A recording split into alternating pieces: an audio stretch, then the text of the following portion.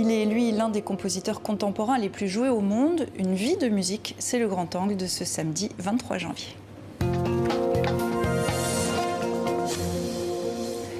Pascal Dussapin, bonsoir. Bonsoir. Merci vraiment d'avoir accepté notre invitation, d'autant plus que votre actualité est chargée. Une commande présidentielle, la création française de Penthesilea, le festival Présence qui vous met prochainement à l'honneur.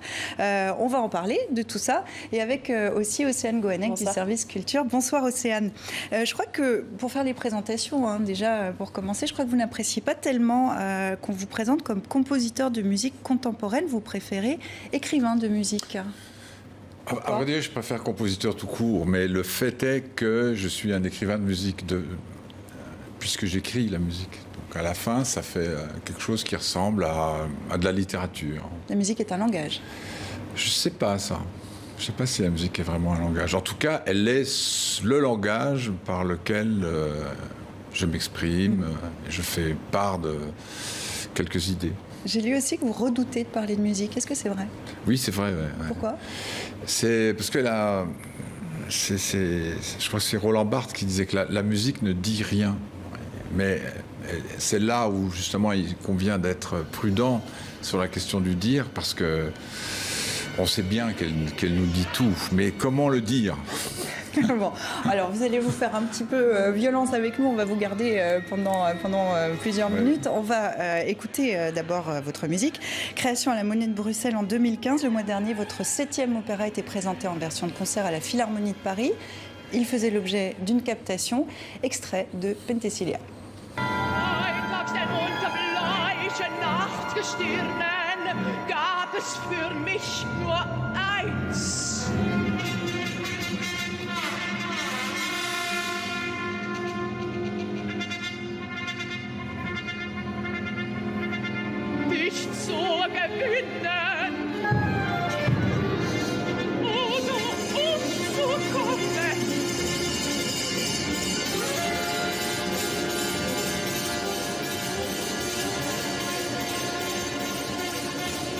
Compositeur d'opéra, c'est pas banal, mais comment on compose un opéra au XXIe siècle ?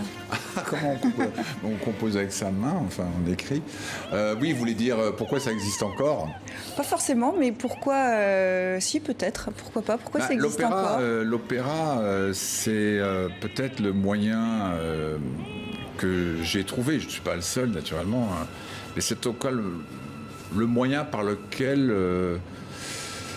je peux accéder au monde, mais quand je dis au monde, c'est-à-dire le monde qui nous entoure, celui dont vous venez de parler en présentant ces informations. Enfin, D'ailleurs, cet opéra est un reflet de l'actualité, c'est par rapport à la série aussi. Oui, bien sûr, Penthesilea, comme celui que j'ai fait après, Macbeth, qui a été créé il y a un peu plus d'1 an aussi à la Monnaie de Bruxelles, sont des opéras qui vont chercher des thèmes presque mythologiques, mais qui au fond sont très contemporains. L'histoire de Penthesilea, c'est une histoire qui peut s'adapter à l'actualité de façon immédiate. D'abord, c'est un opéra féministe, en tout cas qui parle des femmes et de la question de l'amour et de la question de la loi. Quand j'ai fait Médée il y a plus longtemps, je parle aussi de questions afférentes aux femmes et aux questions de politique, de gestion de territoire. Donc l'opéra, pour finir, c'est quelque chose qui me permet d'embrasser le monde et de quitter aussi le monde très pur, j'aime pas beaucoup cette expression, mais très idéal comme ça de la musique, qui peut vous rendre presque hermétique. Alors ça c'était l'actualité aussi, c'était en novembre. In nomine Lucis, c'est l'installation sonore que vous avez créée pour le Panthéon, une installation pérenne, commande d'État, inaugurée le 11 novembre lors de la panthéonisation de Maurice Genevoix.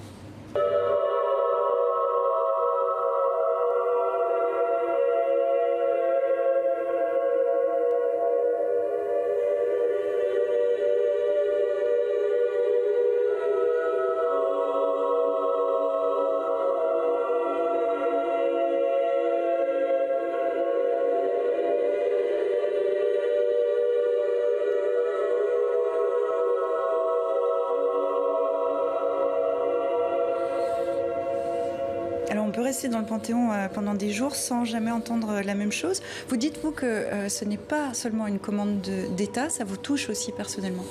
Oui, ça m'a touché beaucoup. C'est une commande donc présidentielle qui a été faite à Anselm Kiefer, le grand artiste allemand, et à moi-même. donc un Français, un Allemand. Et il est vrai qu'il s'agissait d'honorer la mémoire de ceux de 14 à l'occasion de la panthéonisation de Maurice Genevoix. Et ça touche votre famille aussi? Oui, ça a touché ma famille parce que je suis lorrain, alsacien, et qu'au fond, quand j'étais enfant, je vivais dans cette mémoire. Je vivais même dans je ne veux pas dire dans un champ de bombes, mais enfin, il y avait beaucoup de combats dans la région où j'habitais. Et puis ma propre mère avait été très impliquée tout enfant dans ce séisme. Enfin. Alors, pour cette installation, en effet, vous avez collaboré avec le plasticien Anselme Kiefer, qui a créé une œuvre en 6 parties qu'on peut découvrir sur les différentes ailes du Panthéon. C'est une œuvre inspirée de la Grande Guerre. Mais est-ce que vous êtes concertés en ce moment de création? Comment font 2 artistes de 2 milieux différents pour co-créer quelque chose comme ce projet? Alors, il est vrai qu'au début, c'était assez compliqué parce que ni Anselme Kiefer ni moi-même ne savions ce qu'on venait de faire. Enfin, donc, c'était une idée du président de nous réunir et on s'est demandé, mais est-ce qu'on doit faire quelque chose ensemble? Et on a vite compris que c'était pas de cela dont il était question, mais c'était d'être l'un à côté de l'autre. Et cela a été probablement, enfin moi j'en suis convaincu, le meilleur moyen d'être ensemble. Mais on a beaucoup échangé, j'ai été voir ses sculptures. Après, il y a eu toute l'élaboration de ma partie qui est très technologique. C'est une installation assez rare, je crois, en termes de presque scientifique, parce qu'il a fallu faire des calculs très particuliers sur la résonance. Avec 70 haut-parleurs. Hein. Voilà, faire créer les haut-parleurs, les inventer. Il y a des dizaines de personnes qui ont travaillé là-dessus. Et j'ai été aidé par la production exécutive de la Philharmonie de Paris et son directeur Laurent Bell qui m'ont aidé de façon impériale, je dois dire, parce que ça a été d'un confort étonnant. On va revenir un petit peu sur votre parcours. Vous êtes donc l'un des compositeurs contemporains les plus joués au monde. Pourtant, rien ne vous prédestinait à une telle carrière. À la fin de l'année 1966, je crois, vous entendez résonner un orgue pour la première fois de votre vie. Oui. Et là, vous ressentez un choc. Oui, ça a changé ma vie, je crois, très profondément. Je faisais du piano et puis je me suis retrouvé dans une église parce que j'avais été collé dans l'internat où j'étais. Puis alors c'était en Lorraine, vous imaginez, il fallait aller à l'église. J'avais jamais été à la messe de ma vie parce que mon père nous interdisait tout ça. On était là, très très laïques, disons. Et je me suis retrouvé dans cette cérémonie particulière, debout, assis, enfin, etc. Et puis tout d'un coup, l'orgue a résonné et c'est là où beaucoup de choses pour moi se sont décidées. Alors il y a une de vos œuvres qui vous tient à cœur. Je propose de l'écouter. C'est un extrait du double concerto At Swim Two Birds avec Victoria Milova et Matthew Barley.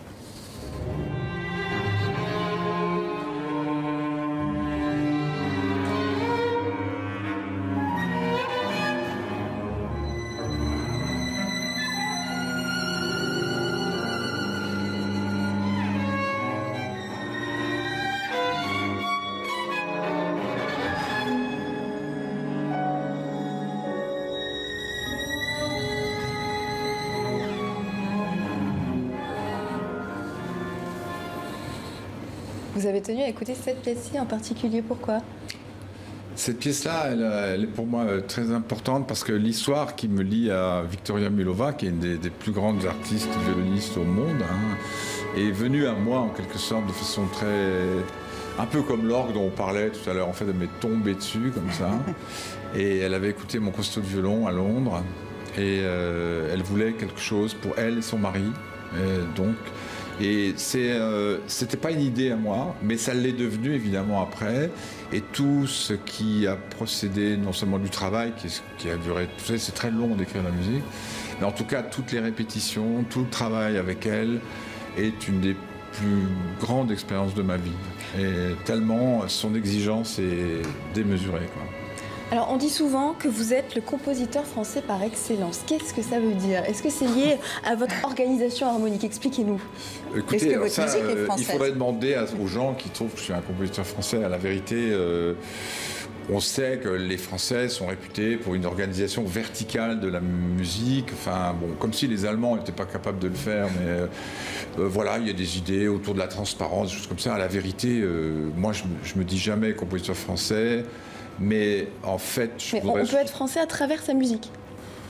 Je sais pas, il faut demander aux gens qui pensent ça. Moi, je me sens très français comme français, si vous voulez, mais j'aime aussi surtout être européen, dont je suis traversé par des quantités de cultures qui viennent du fin fond de l'Europe, même du Moyen-Orient ou de l'Asie. Mais enfin, c'est vrai que mon pays, c'est la France et j'y suis extrêmement attaché. Du reste, j'ajoute que pendant le Panthéon, comme j'ai travaillé les nuits pendant quasiment 5 semaines, être au Panthéon, dans le cœur laïque de la République française pendant les affaires des attentats, je peux vous assurer que l'affaire Samuel Paty, c'était extraordinairement impressionnant et ça fait monter la dignité très très haut.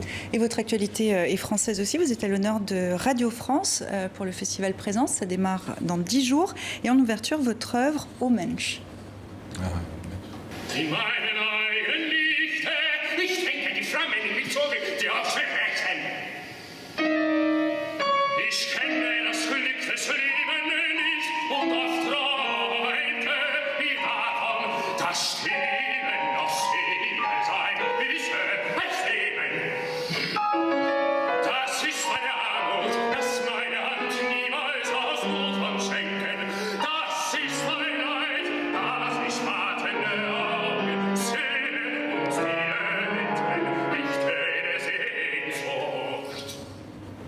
Alors pour le festival Présence, vous avez convié de jeunes compositeurs dont vous avez récemment croisé la route. Pourquoi ?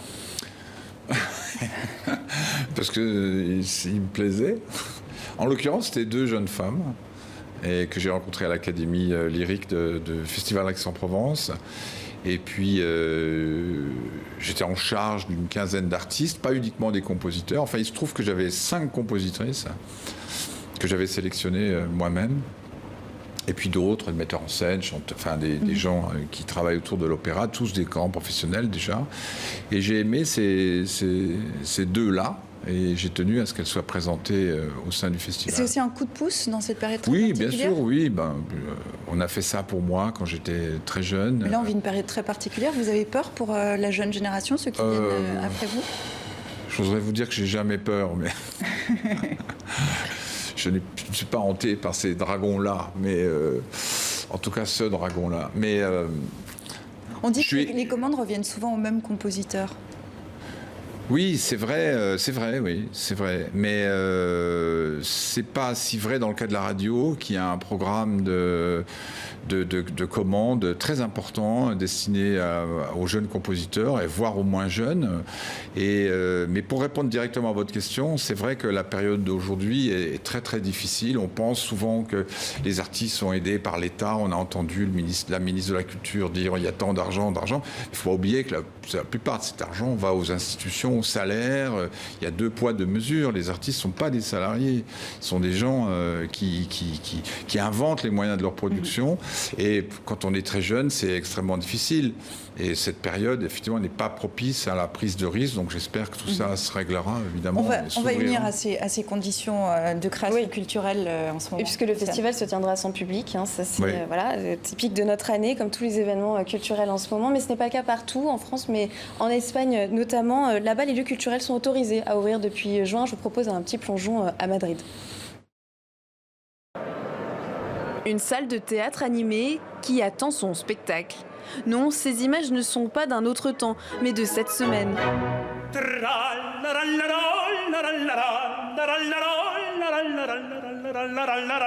Je suis joyeux comme un pinson. Si ce ténor mexicain est joyeux comme un pinson, c'est parce qu'il n'était pas monté sur scène depuis des mois. Alors au milieu de sa représentation, au Théâtre Royal de Madrid, il exprime sa reconnaissance. Je vous remercie profondément et de tout mon cœur d'être ici. Je sais que la situation reste compliquée. J'applaudis de toute mon âme le grand effort qui est fait dans ce pays pour défendre la culture.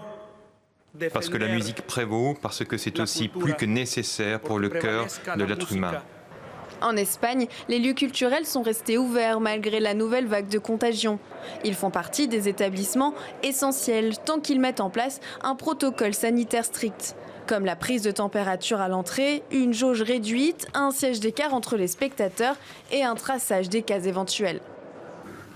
Un jour, un spectateur nous a appelés après une représentation et nous a dit qu'il était infecté. À ce moment-là, ce que nous avons fait, c'est appeler les 25 personnes qui étaient autour de lui. Nous avons fait des tests PCR, financés et payés par le Théâtre Royal, aux 25 personnes. Et aucune d'entre elles n'avait été infectée. Possible donc de se rendre au théâtre, mais aussi au cinéma. Et jusqu'à encore récemment, dans des bars cabarets.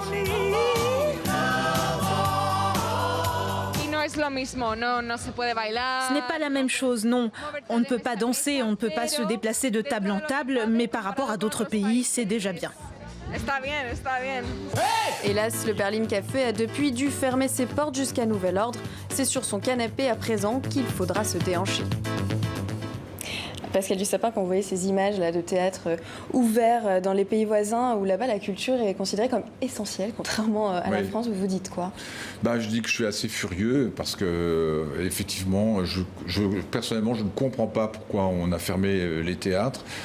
Quand je vois que tous les grands magasins sont ouverts, enfin vous connaissez le débat, le Bon Marché, Galeries Lafayette, les milliers de gens qui rentrent là-dedans, le métro, je ne vois pas en quoi les théâtres qui sont animé par un public qui est extrêmement responsable. Je suis allé beaucoup au théâtre en septembre, début octobre, et je veux dire, il y avait une distanciation. On pourrait mettre ces dispositifs. On pourrait tout à fait mettre ce dispositif ici, et je ne sais pas pour quelle raison l'État a choisi cette solution, qui n'en est pas une d'ailleurs, à mon sens. Alors, l'alternative, nous le connaissons, nous le constatons depuis le début de cette pandémie, c'est souvent les concerts et les pièces de théâtre en ligne ou rediffusées. Alors, pour pallier à ce manque de culture, une nouvelle chaîne éphémère va apparaître sur la TNT en février. Elle est proposée par France Télévisions, elle s'appelle Culture Box. Et au programme, il y a de la culture sous toutes ses formes. On peut retrouver des concerts, de la danse, des pièces de théâtre, de l'opéra aussi, beaucoup d'émissions culturelles. Et cette chaîne existera jusqu'à la réouverture des salles de spectacle. Quand on est artiste, ces spectacles comme ça numériques, est-ce que ce n'est pas frustrant quand il n'y a pas de public et d'applaudissements? Comment on le ressent? Et pour aller un peu plus loin, comment on rétablit, ce sera le mot de la fin, un véritable partage des émotions à travers des écrans? C'est très difficile, donc c'est une solution de substitution, donc d'attente, mais il est certain que le monde de la culture ne va pas pouvoir survivre longtemps comme ça. Du reste, dans la question de l'enseignement, on voit bien aussi que toutes les questions de téléenseignement qu'on pensait pérennes il y a quelques années le deviennent de moins en moins, parce que la réalité avec les enfants, c'est que ça ne marche pas comme ça. Ils ont besoin d'un contact direct. Et il manque quoi? On a besoin de ce public, on a besoin de chaleur, en fait. Il manque tout, c'est comme un amour, quoi. Vous voyez, il faut se toucher. Pour aimer, il faut toucher. Donc, pour entendre la musique, il faut la toucher avec les oreilles, il faut en avoir une perception physique, il faut qu'elle entre en vous. Et c'est vrai qu'avec un écran, moi j'étais extrêmement heureux de Penthesilea. Mais pardonnez-moi, est-ce que quand même ça ne rend pas tout ça aussi plus accessible? Vous ouvrez un autre public? Alors, je pense qu'il faudrait ça existait déjà. Il y a déjà beaucoup de retransmissions. La Radio France le fait avec des films. Par exemple, le concert avec Victoria Mulova et Mathieu Barlet, que vous venez de voir un peu, a été rediffusé comme ça. Il existe aussi comme ça, mais s'il est réduit à seulement ça, le problème devient... ça devient vraiment sans solution. Parce que... Voilà, mais je ne suis pas pessimiste. Je pense que nous, notre travail, c'est aussi d'aller au contact des gens, c'est de les aimer, c'est de transmettre, c'est de donner. Et tout ça reviendra. Et on termine sur une note d'optimisme. C'est très bien. Merci beaucoup, Océane. Et merci à vous, vraiment, Pascal Dussapin, d'avoir partagé votre passion pour la musique dans 64 minutes sur TV5 Monde.